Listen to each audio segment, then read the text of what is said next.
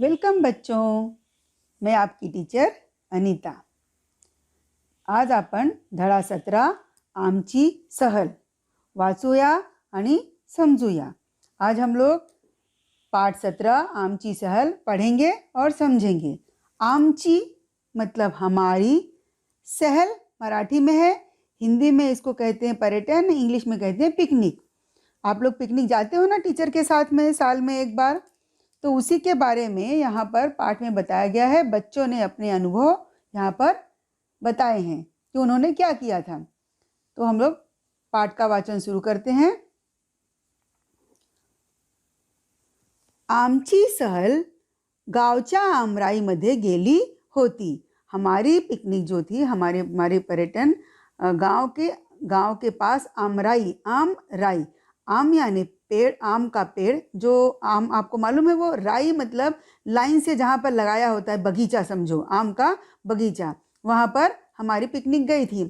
सहलीला वर्गातील सर्व मुले मुली आल्या होत्या और इस पिकनिक में वर्ग में कक्षा के सभी लड़के और लड़कियां आए थे। बाईने सगळ्यांना जेवणाचे डबे व पाण्याच्या बाटल्या आणायला सांगितले होते। बाई यानी टीचर, मराठी में टीचर को आपकी जो शिक्षिका रहती है उनको क्या कहा जाता है, बाई कहते हैं। जेवणाचे, जेवण मतलब होता है भोजन।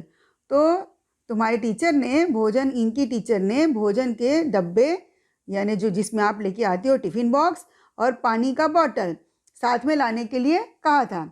चित्रकलेचे साहित्य ही बरोबर घ्यायला सांगितले होते और टीचर ने ये भी कहा था कि साथ में चित्रकला निकालने के लिए, चित्रकले के लिए जो साहित्य लगता है आप लेकर आना। अब चित्रकला बनाने के लिए क्या साहित्य लगता है आप सभी को मालूम है।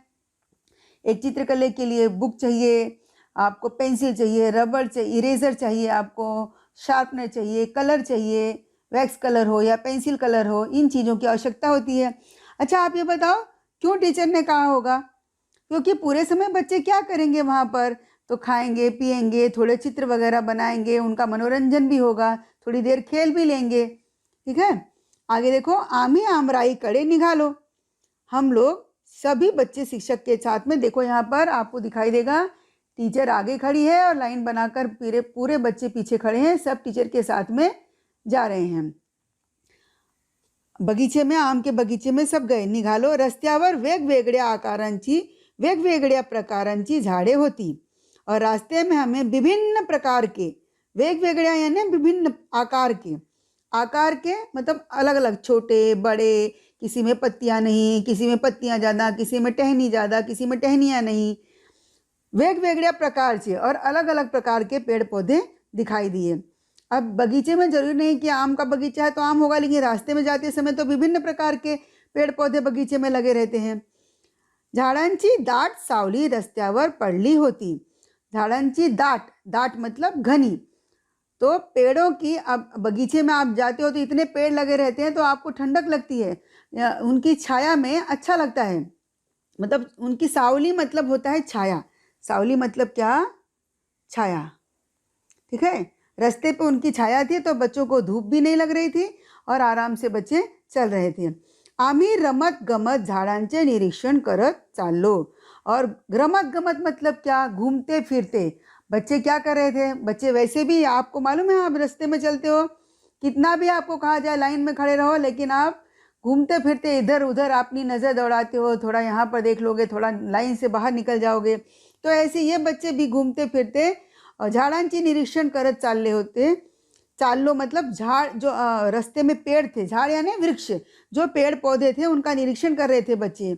और टीचर से सवाल भी पूछते हैं बच्चे ऐसे में कि ये क्या है टीचर, ये किस चीज़ का पौधा है, ये किस चीज़ का पेड़ है, इसमें कौन सा फल आता है, इसमें कौन सा फूल आता है, ये फूल किस चीज़ का है। बच्चे बहुत से प्रश्न करते हैं, बच्चों को आदत होता है, आपको देखो आप खुद भी हमसे बहुत सारे प्रश्न करते हो। रस्त्याने जाताना बाईने विविध झाडांची माहिती सांगितली और रास्ते में जाते समय टीचर ने भी बच्चों को विभिन्न प्रकार के पेड़ पौधों के बारे में जानकारी बताई। देखो बच्चों, ये इस चीज़ का पेड़ है, ये नारियल का पेड़ है, ये बबूल का पेड़ है, इसमें कांटे होते हैं, ऐसे अलग अलग प्रकार के पेड़ों के बारे में उन्होंने, टीचर ने भी जानकारी बच्चों को दी। आमराईमध्ये आम्ही सकाळी 11 वाजता पोचलो और जो आम का बगीचा था वहाँ पर बच्चे कब पहुँच गए, 11, 11 मराठी में, हिंदी में 11 होता है ना।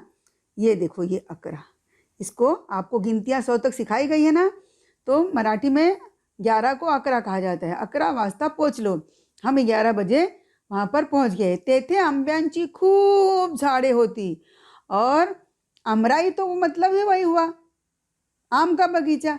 तो वहाँ पर आम के बहुत सारे पेड़ लगे हुए थे लाइन से। ती ओळीने लावलेली होती, ओळी मतलब पंक्ति, लाइन से, एकदम लाइन से लगाई गई थी। सभी पेड़ पौधे एकदम, आम के सब पेड़ एक लाइन से लगाए गए थे। मी बाईंना विचारले, बाई याला आमराई का म्हणायचे? तो एक बच्चे ने, जो बच्चा ये अपनी पिकनिक के बारे में एक्सप्लेन कर रहा है, बता रहा है, उसने बोला कि मैंने अपनी बाई को पूछा, यानी टीचर को पूछा, तो इसको आमराई क्यों कहते हैं? बाई म्हणाल्या, राई म्हणजे दाट झाड़ी। राई का मतलब देखो, राई मतलब एक जो होता है तड़का लगाते हैं सब्जी में ना, वो राई भी होती है, पर यहाँ राई का मतलब होता है म्हणजे दाट झाड़ी। दाट मतलब घनी, घनी घने झाड़ियाँ, जिथे आंब्यांची अनेक झाडे लावून ती जोपासलेली असतात, जहाँ पर आम के बहुत सारे पेड़ लाइन से लगाकर, और उनको जोपासलेली मतलब उनकी सेवा की जाती है, उनको बड़ा किया जाता है, रक्षण किया जाता है उनका, त्याला आमराई म्हणतात। और उसे क्या कहते हैं? आमराई कहते हैं। तो आमराई का अर्थ आप समझ गए ना। राई म्हणजे दाट झाडी, जिथे आंब्यांची अनेक झाडे लावून ती जोपासलेली असतात, त्याला आमराई म्हणतात, उसको आमराई कहते हैं। पोपट, कोकिल, चिमण्या, कावळे, साळुंक्या असे कितीतरी पक्षी झाडांवर बसले होते। और पोपट मतलब तोता, कोकिल मतलब कोयल, चिमनी यानी गौरैया, कावड़ा यानी कौआ, साळुंके मतलब जिसकी पीली, मैना बोलते हैं, जिसकी पीली पीली चोंच होती है और भूरे रंग की शरीर होती है। तो ये सब पक्षी बच्चों को दिखाई दिए वहाँ पर। इन पक्षियों को बच्चे पहचानते थे, इसलिए उसने नाम लिखा यहाँ पर। कितीतरी पक्षी झाडांवर बसले होते, बहुत सारे पक्षी पेड़ पर बैठे हुए थे। त्यांचा, यहाँ पर देखो, यहाँ पर लिखा था त्यांचा किलबिलाट चालला होता। अब किलबिलाट क्या होता है? पक्षियों की जो आवाज़ होती है। देखो मैं आपके लिए ना जो कठिन है थोड़े से शब्द, उनके मैं अर्थ लिख दी हूँ। किलबिलाट यानी पक्षियों की आवाज़। जो पक्षी आवाज़ करते हैं ना, चू चू चू चू चू चू करके बातें करते हैं, तो उनको पक्षियों की किलबिलाट कहा जाता है। चालला होता, ये सभी पक्षी दाना चुग रहे थे, चू चू चू चू चू चू कर रहे थे, आवाज़ कर रहे थे। पक्षी आनंदाने उड़त होते, आम्हीही आनंदाने बागड़त होतो, और पक्षी बड़े खुशी से यहाँ वहाँ उड़ रहे थे, और बच्चे उन्हें देखकर खुश हो गए। बच्चे भी आनंदाने बागड़त होते, यानी खुशी से घूम रहे थे।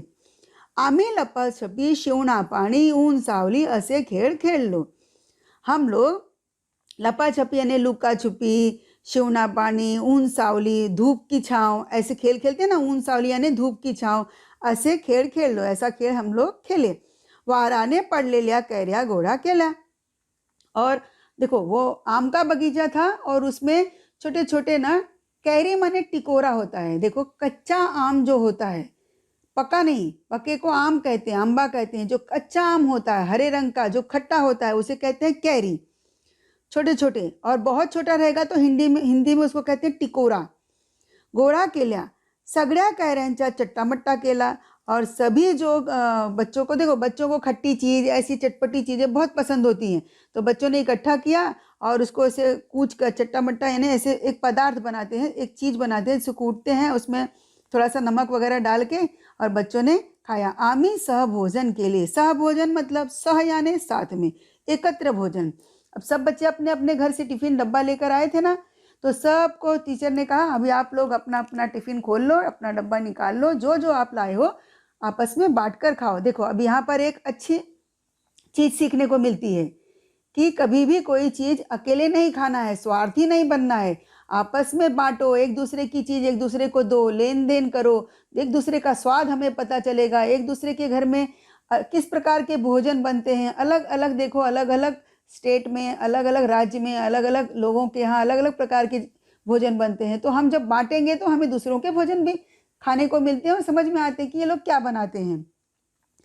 त्यानंतर बाईंनी आम्हाला चित्रे काढायला सांगितली। उसके बाद टीचर ने हमें चित्र बनाने के लिए कहा। देखो अभी समझा ना, पहले टीचर ने कहा था ना कि चित्रकला का सभी साहित्य लेकर आना, तो किस लिए बोली थी कि पूरा दिन बच्चे क्या करेंगे, तो खाने पीने के बाद थोड़ा चित्रकला बनाएंगे।